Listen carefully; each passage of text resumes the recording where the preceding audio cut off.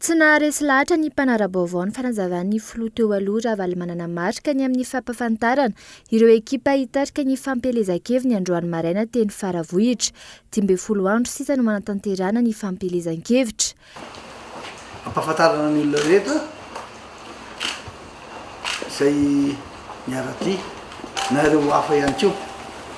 Ny antony mahatonga ny hoe nahoana no androany tonga dia voaliko aminareo satria omaly raha hitanao teny mikanja be teny Mahamasina no famaranana ilay jobily ny fahadimapolo taona ny FJKM sy ny faharoanjato taona ny dilian'ny LMS izano filohany ny komite io tsy azo afangaro intsony tsy mety ny mampifangaro azy amin'ny asan'ny fiangonana dia tena tanteraka mihitsy aloha zany ny responsabilité na ny andraikitra izay ny tanako hatramin'izay dia vita omaly izy dia mahafaly andro any no ny antso anareo mampafantatra amin'ny fomba ofisialy reto ekipa reto.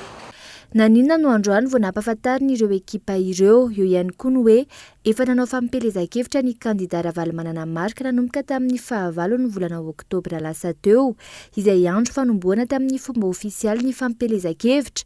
Koa nahoana no androany vao nampahafantatra tamin'ny fomba ofisialy ireo ekipa ireo izy.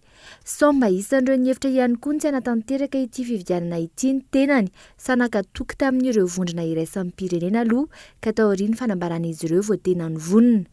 Mbola nanamafy izany rehetra izany ny nambaran'ny kandida Ravalomanana marika androany manoloana ny mpanao gazety fa tsy afa-miala amin'ny mpamajo vola nahazatra itsika raha te handroso na dia efa maro azy ireo firenena nahitana fahombiazana eo amin'ny lafiny toe-karena amin'izao fotoana izao no tsy mionona fotsiny ihany amin'ireo mpamajo vola mahazatra ireo intsony fa mametraka ny fampandrosoam-pireneny amin'ny fahaizany mitrandraka ny hareny. % ny budget miasa eto Madagasikara avy any vena. Azo izy angamba rehefa 90 tena ilaina. Ny Union Européenne nanao ny lalana teto Antananarivo nakany anena izy.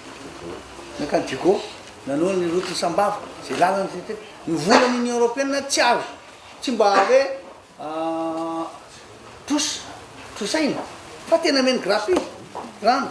Ary ny Union Européenne fitambaran'ireo le firenena nanjanaka ao anatiny. Azarao ohatra hoe ny olona contributeur matanjaka indrindra ao manao contribution be indrindra 25% dia ny Allemand dia Frantsay miasa be indrindra ilaina.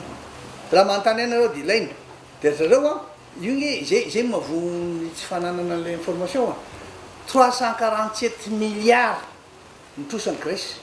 Zafy mahefa ivo le ministre ny économie teto no directeur tany zao lasany Togo indray avy any Allemagne izy androany dia lasany Togo izy rapitso zay manaraka tsara io tsy manina mihitsy fa tonga indray fanafanana nitrosa lasa indray tsika miady eo zay izy tena ilaina. Raha misy milaza anareo tsy ilaina daikatsika nahita vola kely FMV ty atao izy. Olona enina no nampahafantarina ny kandida Ravalomanana marika androany teny Faravohitra fa ekipa hitarika ny fampelezan-keviny mandritra izao fiatrehana ny fifidianana filohan'ny pirenena amin'ny 7 ny volana Novambra ho avy izao.